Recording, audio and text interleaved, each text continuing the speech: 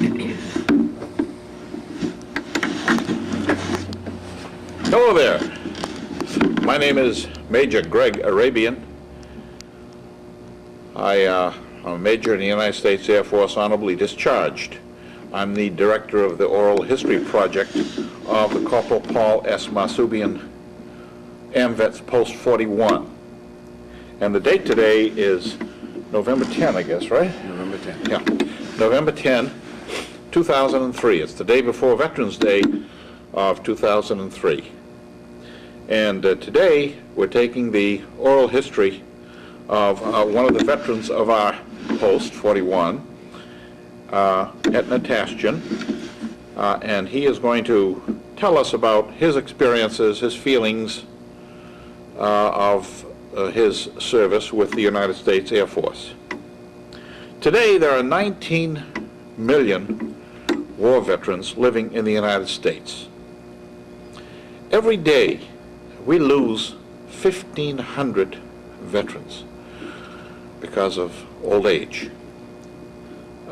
Congress, motivated by a desire to honor our national war veterans for their service and to collect their stories and experiences while they're still among us, created the Veterans History Project, which is part of the Library of Congress project, authorizing legislation to sign into law by, which is the law, Public Law 106-380, and this was signed into law by President Clinton on October 27, 2000. It calls upon the American Folklife Center at the Library of Congress to preserve and collect audio and videotaped oral histories, together with documentary materials such as letters, diaries, maps, photographs, and home movies. We do this so that we can collect and preserve memories of our veterans.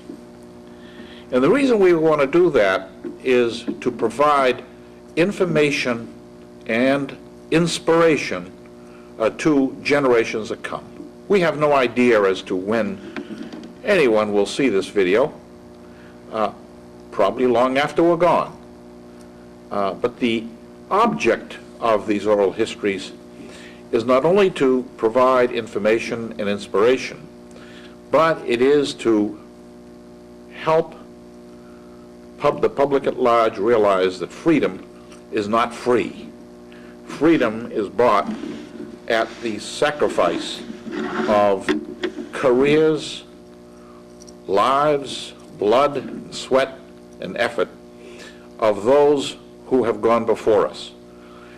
And in doing an oral history, we help preserve that particular value in our lives.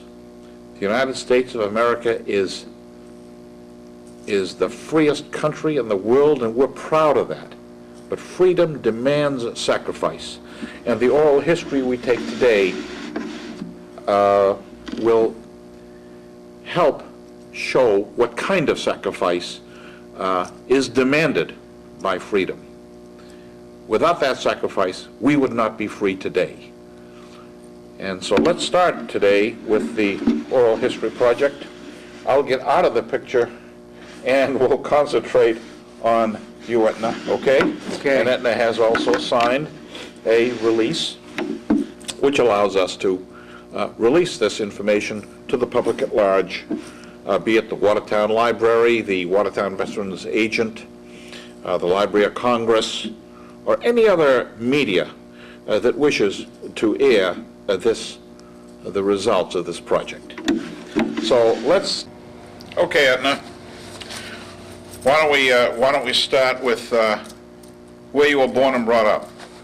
I was born in Watertown, Massachusetts in 1932, and brought up in Watertown, and kind of stayed my whole life and went through Watertown High School. Okay, and where'd your parents come from? They came from Armenia, or as we know it, maybe Turkey today, and they're Sepastasi by their ancestral background, meaning the town which they grew up in. In Sebastian. Yeah. And tell us, you were brought up in the local Watertown school system? Yes, I was, Watertown school system. Did you did you develop any special skills while you were in the Watertown school system that helped you in your service later on? Not really. Went through a regular general course through the high school, graduated, and was looking forward to going to college at Bridgewater State.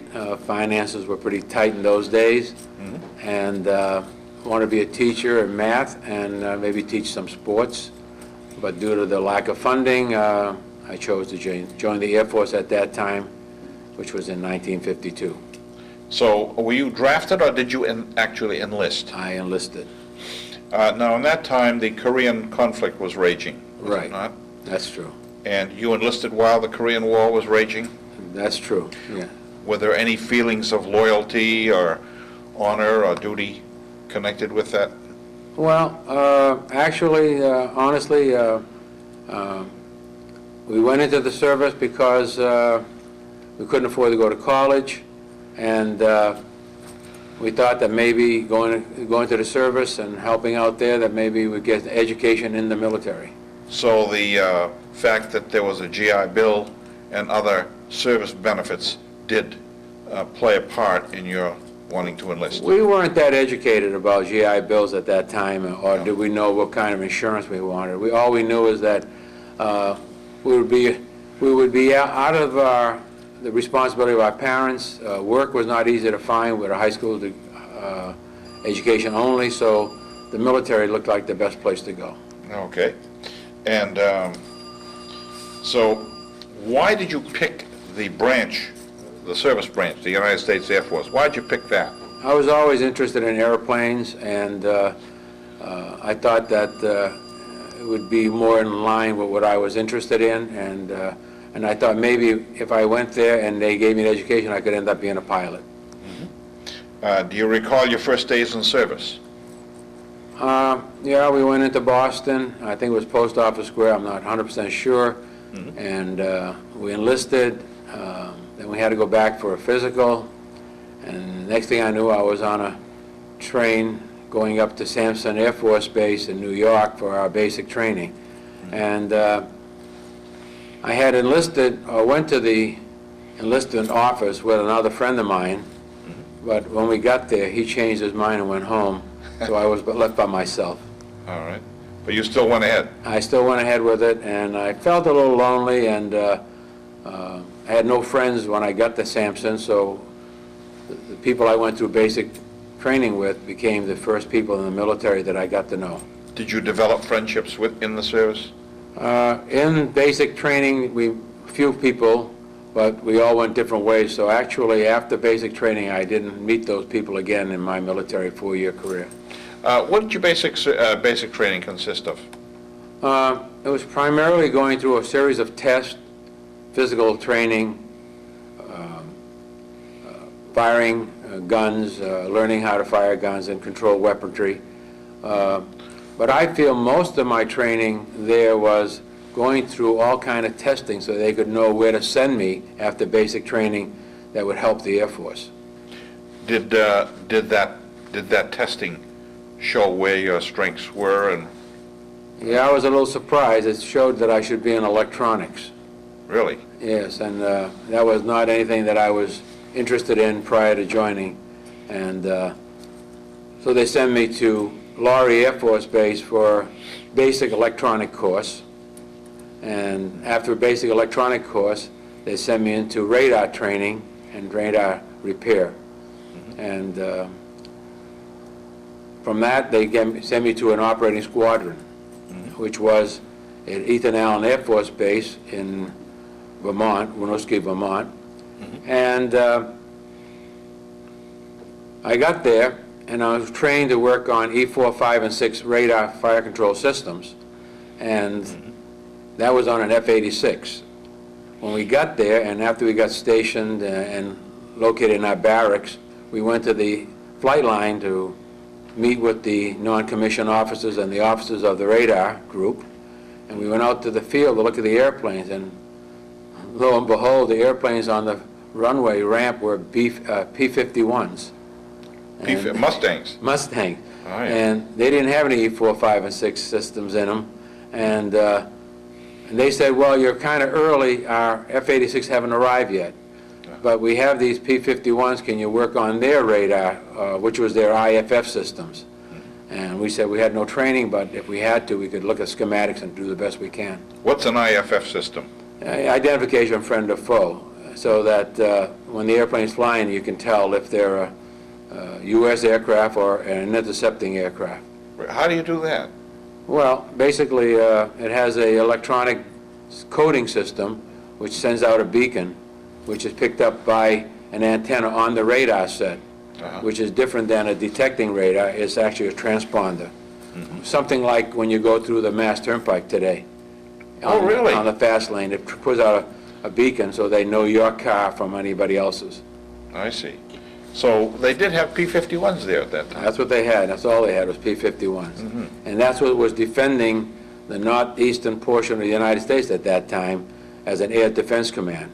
Air defense command means that we would stay in this country protecting our coastline. So now you talked about an E3 and E4 system. E4 systems, yeah. What? Now they were a fire control system. Right. They were on the F-86, which actually the pilot could control. And they go on both F-86s, F-89s, where they have radar observers. And these radar systems would be able to search, find the enemy aircraft, lock on, control the fire control system, and fire the rockets. So the F-86 is also what we call the Sabre jet. Is that right? Sabre jet.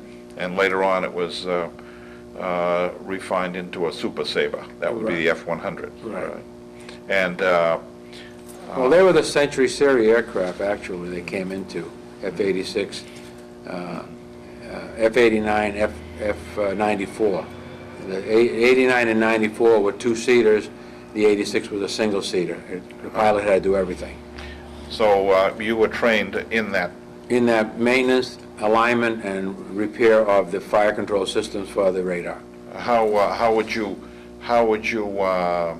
rate that system? Did it really work? At that time, back in 1952 through 54, I would say it was probably quite advanced for the electronics at that time. Does that have any relationship to some of the systems we have today on our sophisticated aircraft like the F-16s? Well, I think it was the basics and the mother of the first radar. Actually, the systems today are far more sophisticated and fly the airplane, actually, if you had to, into the intercept. And whereas in the other one it was all pilot and radar. It was brute force, but it was better than a gun sight. I see. Okay. Now, Sampson Air Force Base, that was in New York. Right. Whereabouts? Upper state New York. Upper state? Yeah, I'm not sure what town it was in. We never got into town. Yeah. We went there for 8 weeks of basic training, and then they gave us a brown envelope and a train ticket, and we headed out to Colorado. So. Colorado. That's Yeah, Lowry that Air was where Force Base. Lowry Air Force Base was for our training. Did you keep in touch with your family during that time? Yes, yeah, we did it by telephone and mail. Ever have any opportunity to go back and forth to the house? No, Okay, once I left the join, I Yeah. didn't come back home again until after I finished the electronic courses out in Colorado. Okay.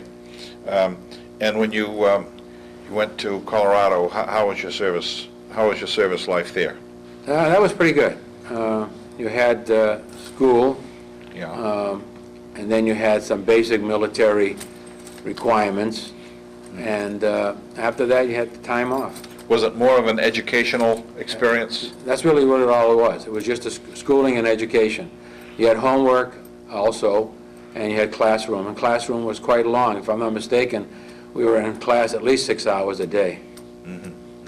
And how were the accommodations, such as food and shelter? And Not things like bad. that? We had barracks, like all barracks, shared with a lot of people.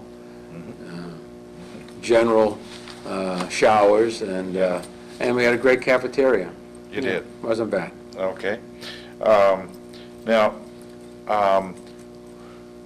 When you there was a time that you graduated from Lowry, Right. and was that with a rating?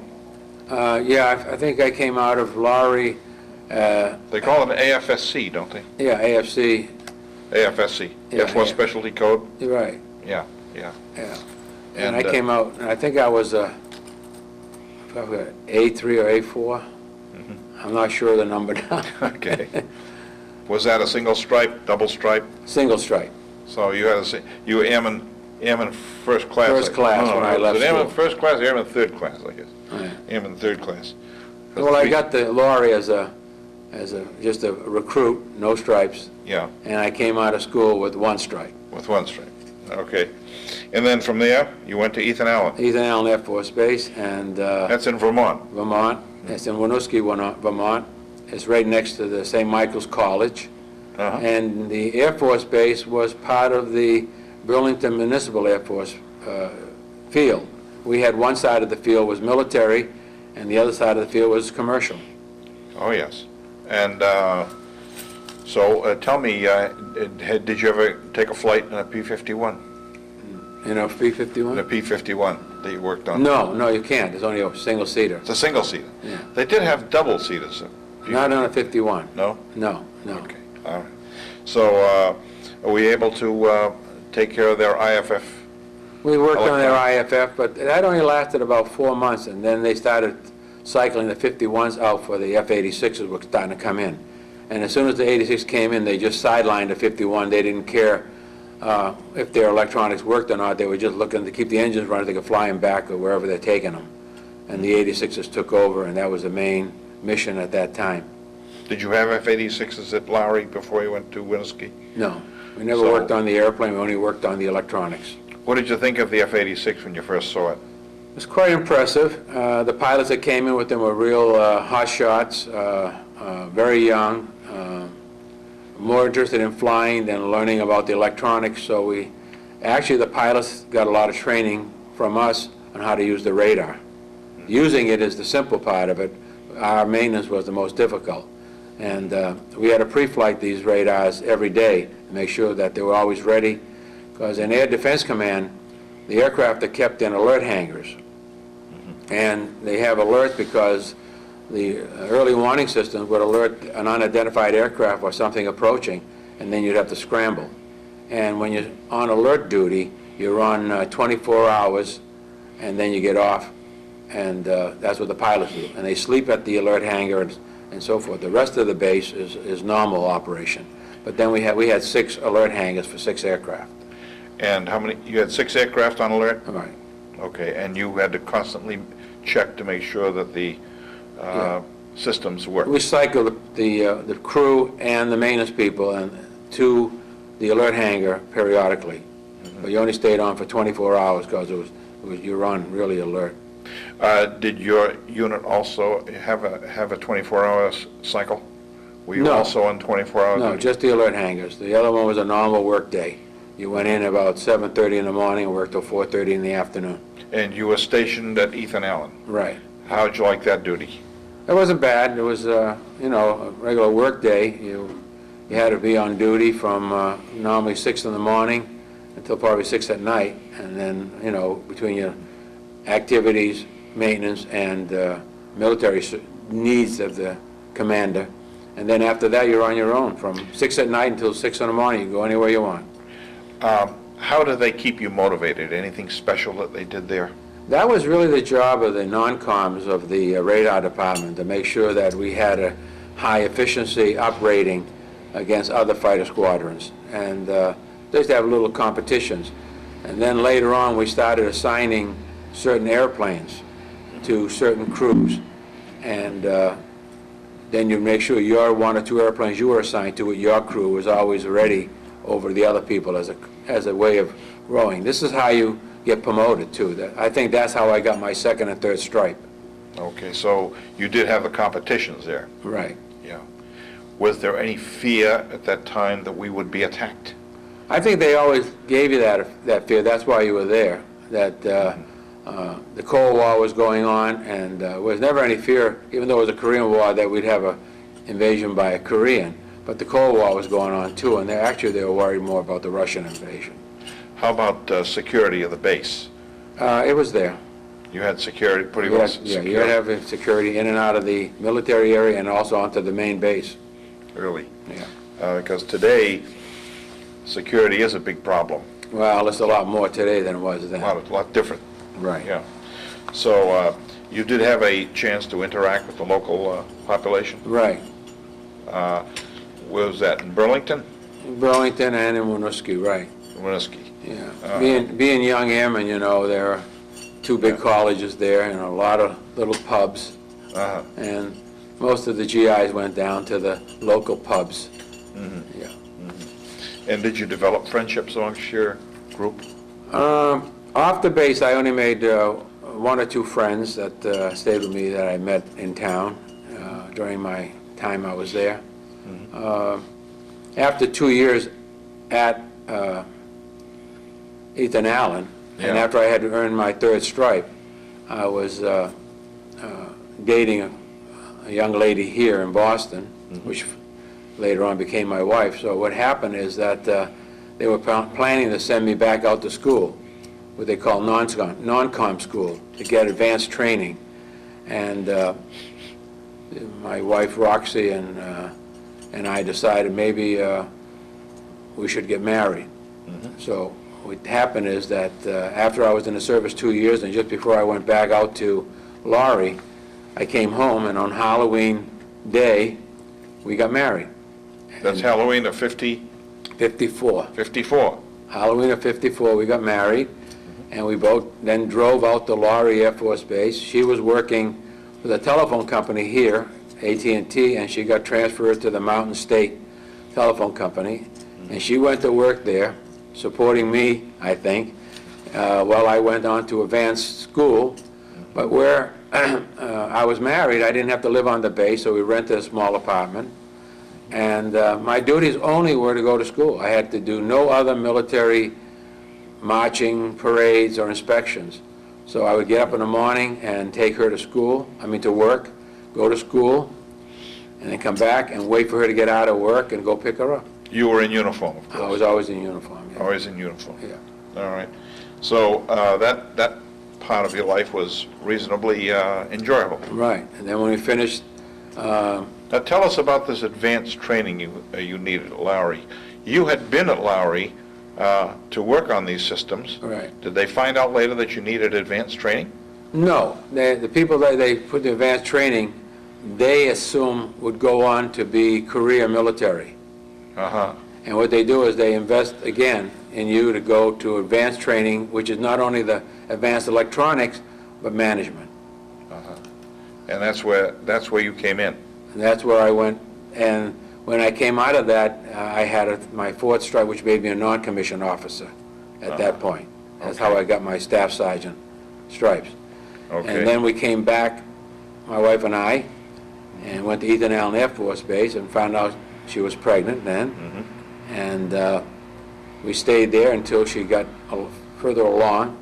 And then we needed a military base to have a baby, and there's none up in Burlington. We brought her back home to live with her mother, and ended up having the baby at the Charlestown Naval Hospital. Naval Hospital. Right. I see. And Well, so far as your service at Ethan Allen is concerned, after you received your fourth stripe, Right. and after you received advanced training, Right. did they still have the F-86s up there? right, they did. Any other type aircraft? No, just the F-86. And as a non-com, I ended up taking over a shift. And I worked the shift, and I had a crew of about a dozen people working for me at that time. New recruits coming in, transfers going out. And actually, at the end of that term, but before my military service came to an end, I was running the radar shop. I was the non-commissioned officer of the radar shop for maintaining that. So I had gone from working for a non-com, and after the end of 4 years, I was the non-com in charge of that shop.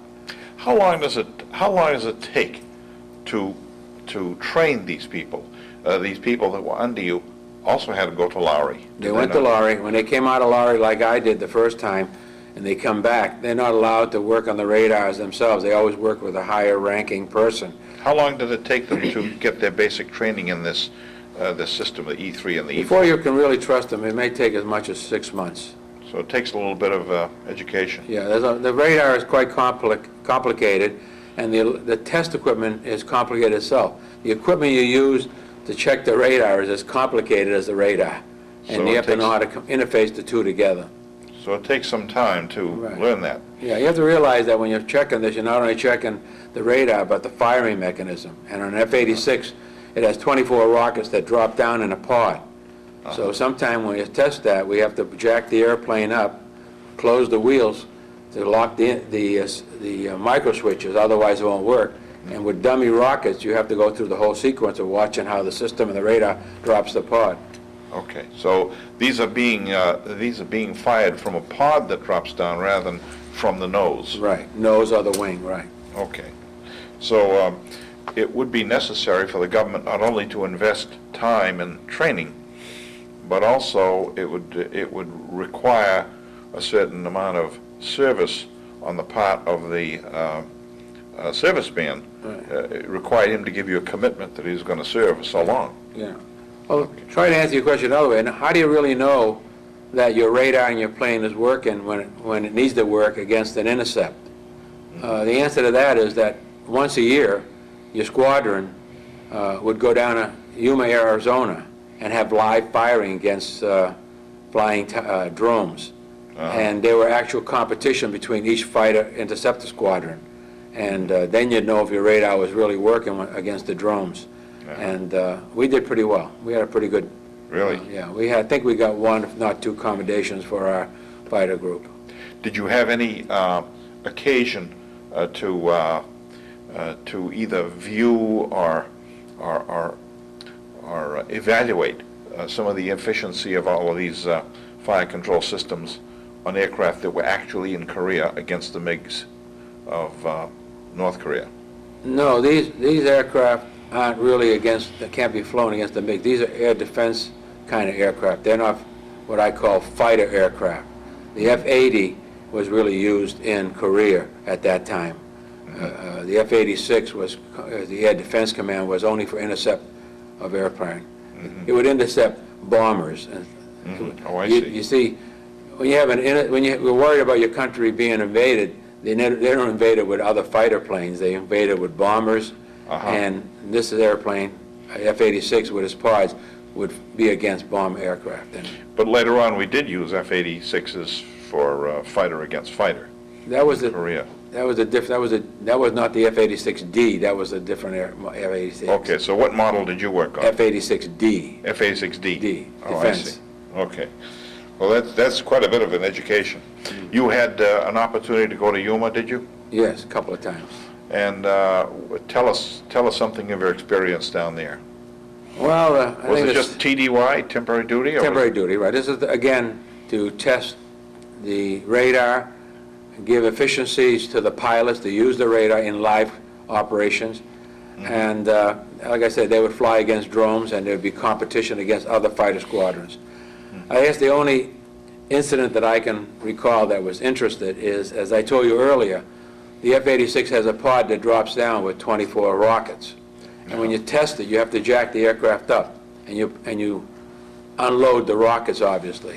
Well, there was an incident once where they had the thing jacked up, ready to test the radar and make sure it would fire, but there was live rockets in it, and they actually fired the rockets at ground level while the airplane was on jacks. Oh, boy. Thank God they didn't kill anybody, but they did a lot of damage. Oh, yeah. Now, these rockets themselves, they aren't, these rockets went independently Guided? guided, right? No. They're like a bullet. You point it and they fire. They have no guidance system in the rocket itself. Such as we have today, for instance. Today, once you lock on, you fire it, it has its own homing system Yeah. to hit the airplane. But there was no homing system on the rockets at that Not time. on these, not in those days. Okay, so you had to make sure that the electronics in the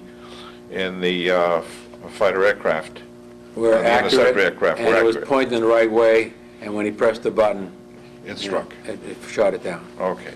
What kind of drones did you use down there? Were these old aircraft, or were they? No, these were unmanned drones that they use. I'm not familiar with the terminology today, but they... Did you actually see them? No, we were back at the runway, you know, watching our planes take off. They go way out into the desert in Yuma and do the firing way out there, keep away from the population. Now, you say these are unmanned aircraft? No, they're not aircraft. They're actually drones, almost like a U-2.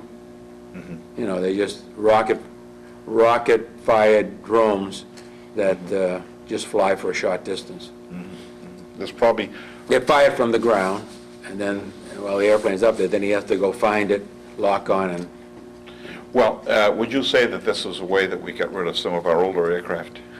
no, they Or weren't. they're specially made for this kind of exercise? My understanding, they were just drones. We didn't have any aircraft at that time. Okay, all right.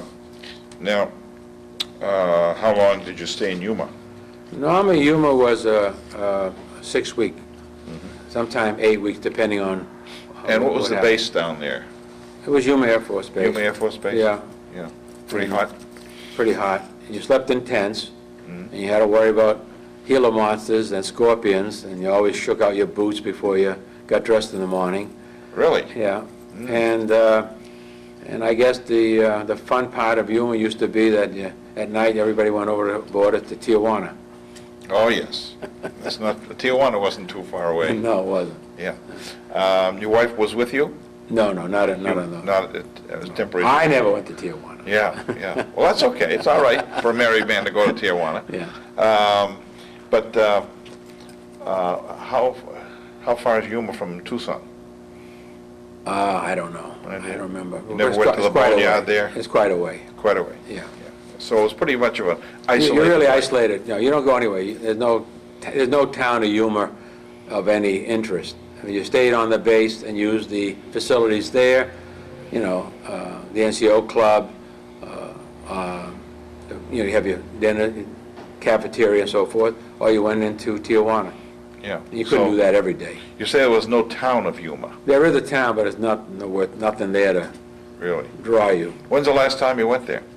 Oh, my God, that must have been in 1956, I think. Probably a little changed by now. Yeah. Yeah, okay.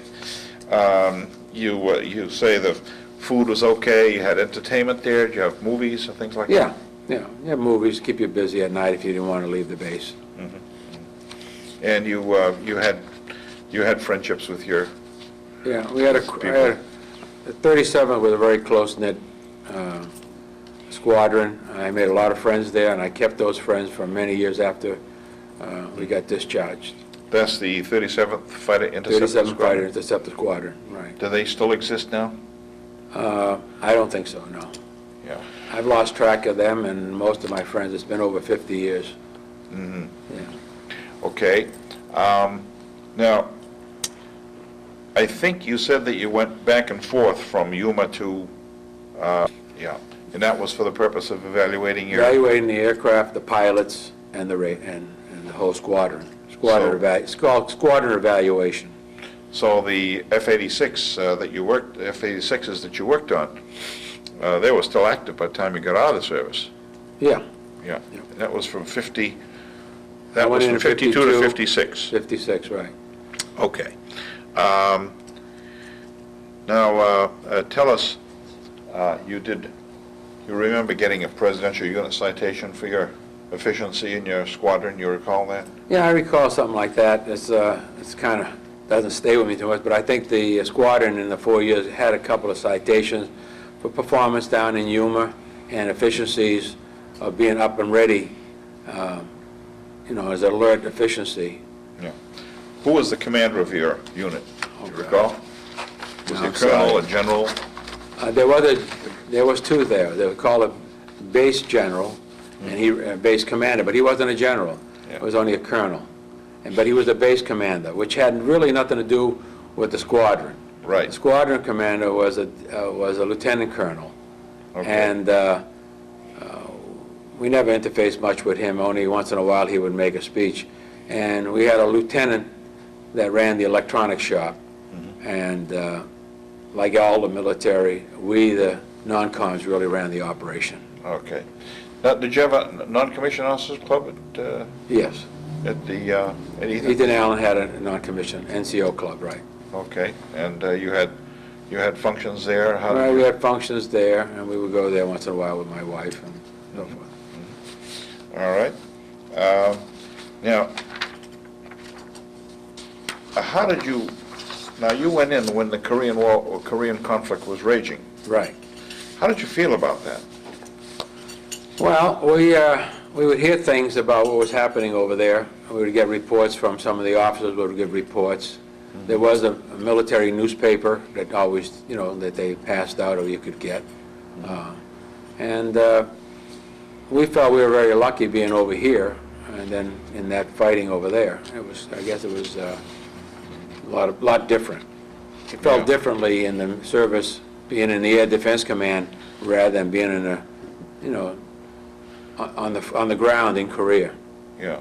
But how did you feel about our involvement there? I had no basic feeling. I assumed the U.S. government knew what they were doing and why they were there. You had faith in the intelligence of our government? Right. And you had faith in the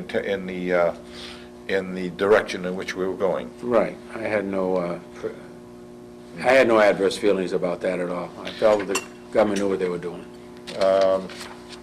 Were you serving when General MacArthur was discharged? I'm trying to think now. I'm not sure. What year did he get discharged?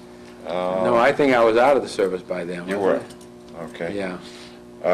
After you got out of the service, did you spend any time in the reserve? Yes, as part of that enlistment back in '52, I was required to make a decision when I got out of one or two things. I could have gone active reserve, or I had to at least be 4 years of inactive. I never understood that. I wasn't an officer, but they told me I had to still be in the reserve for 4 years inactive. In other words, I could have been called up anytime if anything happened. Or I could have gone active reserve and continued toward a retirement in 20 years. Yeah. So I stayed inactive. And when you say you stayed inactive, did you serve with any group or any unit? No, I had no involvement. I would just get periodically something in the mail from the government saying that I had another 3 years to go and kept the running clock. So there was actually no involvement with any military, National Guard or Reserve. Did you feel that perhaps maybe you ought to have been, that they should have asked you to keep up with your skills? No, they never asked me that either. Never asked you that? No. So the skill level that you had when you got out of the service was the same as when you actually ended your reserve tour of duty? Right. So. Actually, though, an interesting point is that when I was ready to be discharged, a lot of pressure was put a bear on me to re-enlist. Uh-huh. More than I thought they would. They really wanted me to stay in the service at that time. And They had invested a lot of time in time and money and so forth. And my wife and I decided that I would not stay in and get out of the service. And one gentleman who probably didn't have all that kind of experience in dealing, he finally said, well, when you get out, you're going to starve to death. Yeah.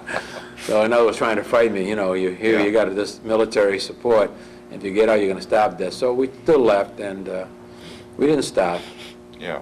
Did you use the skills that you had in the service later on in civilian life? Yes, actually, when I came out of the service, I applied to both RCA and Hughes Aircraft, who were both doing work with aircraft that I had worked on and with the radars that I was maintaining.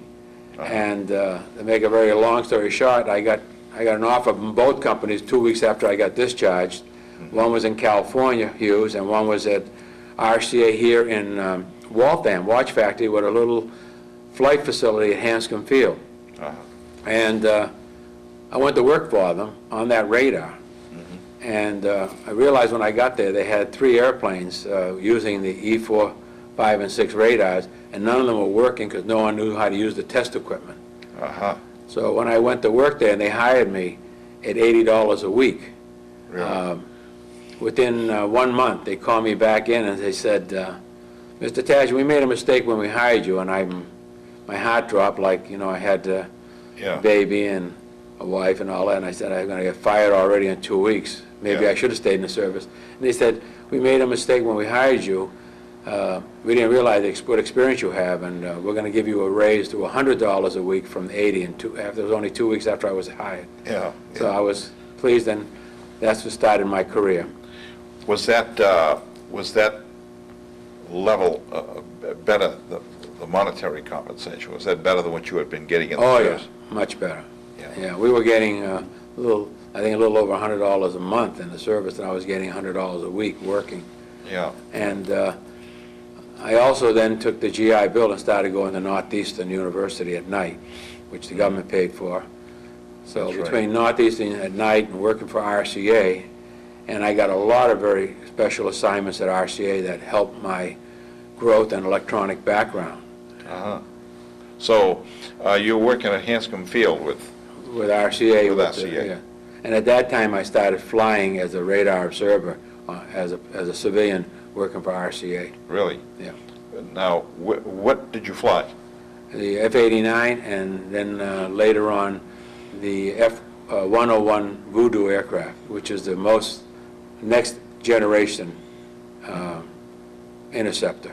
So you were flying the back seat? Backseat radar observer, as Yeah. a civilian, flying with the military. Yeah. So the F-89 is a straight wing jet, isn't it? Yeah. And the Voodoo, I think, is also a Navy type. No, it's a Air Force, but it's one of the Century series aircraft.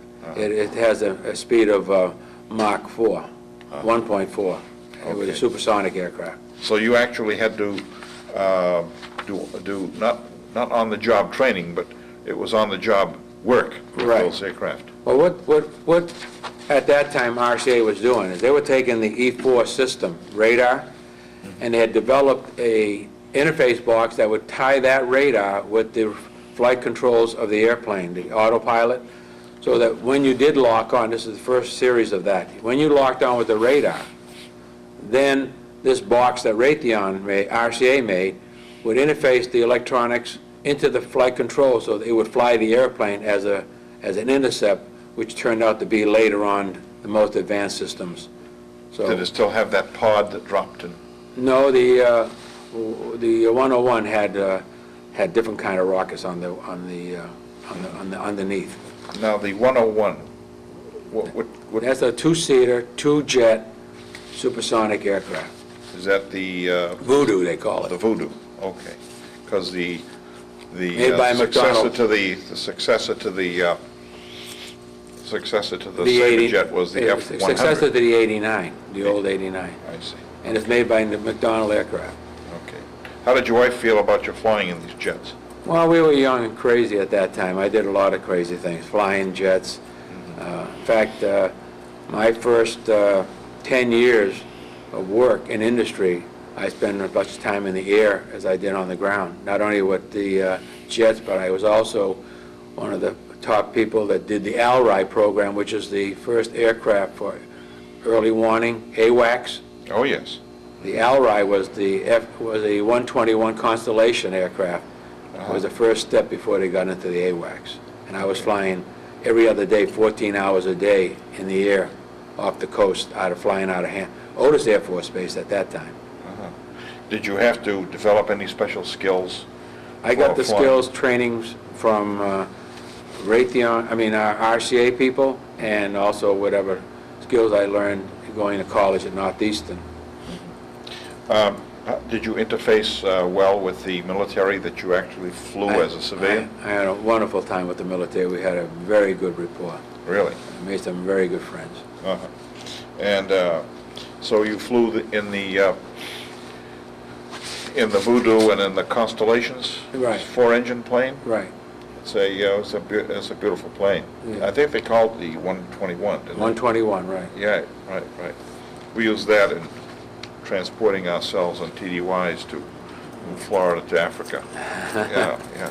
But that was the plane you flew in was rigged for Rig specially electronic. for it was early detection. It flew off the coast of Massachusetts, about 150 miles out, and then it ran a racetrack back and forth, looking out for intercepting aircraft. And it had a search radar, high-finding radar. It was fully electronic aircraft. I mean, it was one of the first full electronic aircraft. And I was the commander, civilian commander of all of the electronics, working for RCA, and Hazel Team was one of the subcontractors. So you would fly from, say, Otis to Maine, or? No, we fly Otis out east 150 miles and then run a racetrack up and down from Maine to probably Long Island. I see. Now, where were you living at that time? I was living at a motel in Cape Cod. In Cape Cod. So you weren't locally here in Watertown? No. By that time when I came out, we bought a house in Framingham, and we were living there, and I would go down on Monday morning and come back on Friday night. Okay. And how did you like that service? Well, it wasn't easy for the wife and the kids, but I enjoyed the flying and the camaraderie with all of the other flight people and the military people. Mm-hmm. Now, tell us when you are now in civilian life. You are now a civilian. Right. While you're working with the military. Right. How long did that last?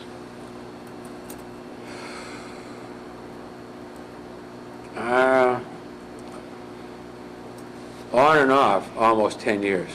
Really? Yeah. Now, were you involved with the post at all, with any veterans post or veterans organizations during that time? No. I never joined any veterans organization at that time. But you were involved in the military. Right. And what led you to be a member of AMVets Post 41? Well, a lot of people I had met approached me and wanted me to join the AMVets, and I've never been involved with any military organization, and they convinced me, and I joined. And do you feel that what do you feel about the veterans being a member of the veterans organization? well, I think it's important that people don't forget all the wars that we had, the veterans that were in the wars, what they did to protect this country and its freedom. And I think the organization's primary goal is to keep that history alive and not let it fade away. How do you feel about the role that the government had in training people that went into the service and using that training later on in life? Well, I think that even today, a lot of people go into the military to get that training, which does become very useful in civilian life. I know that my whole life changed because of my 4 years in the Air Force. I mean, I never would have known, leaving Watertown High School, that I had an ability for electronics. But through the testing and schooling in the military, that became my 40 years in industry. Yes. And actually it helped your career, didn't it? It did. And I can say that what they did for me, I have been able to achieve, and I've worked on one of the most advanced systems that the United States has put together, and I've been totally responsible for many of them. The last one before I retired was the Patriot missile. I was one of the top program managers for the Raytheon company running Patriot missile programs. Really? Right. So you do find somewhat of a relationship between the year 2003 and the missiles and the guidance systems that we're using these days with what you were working with back then. Back in 50 years ago. And I never will ever state that if it wasn't for the military training, I would never be where I was today. Mm-hmm. So there is not only a personal value to you, but also the value that the country received as a result of your training, right, by pointing out where strong points are. Well, that's why I have a strong feeling for the United States, and that's why I would back them in any decisions they make. Mm-hmm. And how did your parents feel throughout all this training that you had? Well, my parents were kind of, from the old world, and it was way above them to understand what I was doing, and even flying to them they never flew. I don't think they ever flew in their lives anywhere. And it was hard for them to understand it. They just, as long as we were healthy and could support ourselves and help them along a little bit, which they did need, they had no problem with it. Okay. Now, is there anything that I haven't covered with regard to your training, your feeling about the country, your feeling about veteran service? Is there anything that I haven't covered that you'd like to add? No. All I can say is that it was probably in the...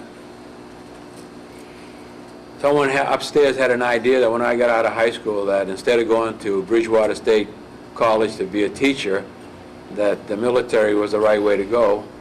And from that military onto night school and onto big industry, between RCA and Raytheon, which is 40 years of my career, I can say that I'm very happy, and this is a great nation. Did it ever occur to you, or have your parents ever said that they never had any idea as to how advanced you would be, how educated you would be, and how your career would be advanced through your service and education if it wasn't for your enlistment in the Air Force? Now, all I know is that it made me proud that my parents and many of my friends were proud of a high school graduate from Watertown achieved what he has in his 70, now today, 71 years old. And I'm amazed sometimes what I was able to achieve with, being a son of an immigrant, first generation, this country. As everyone always says, this has to be a great country. It does. It does. Okay. If that's it, then Okay. we will terminate this oral history. Okay. And Thank you very much. I will Appreciate it. join you,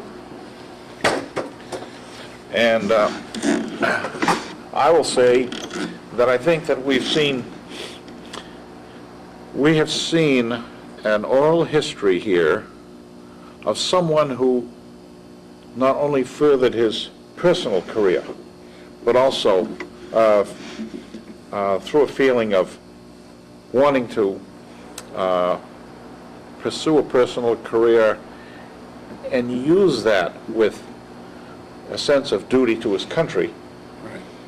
and not only fulfilling that duty, but being appreciative of how one intermeshed with the other. And as a result of that, seeing that the country itself not only paid a price for his service, but he also benefited from that association. Right. And this never would have happened in any other country. Through his wildest dreams, never would have happened. I don't think so. Yeah, first generations, not only like you, like myself, have benefited with service to this country. Sometimes sacrifices made, but sometimes benefits are also resulting from this service and this education. So this is Major Greg Arabian from Corporal Paul S. Masubian, AMVets Post 41, signing off on the day before Veterans Day, November 10, 2003. And we want to thank you very much. Thank you, Greg. All right? Appreciate it. All right, thank you very much. Bye-bye. That is just about it.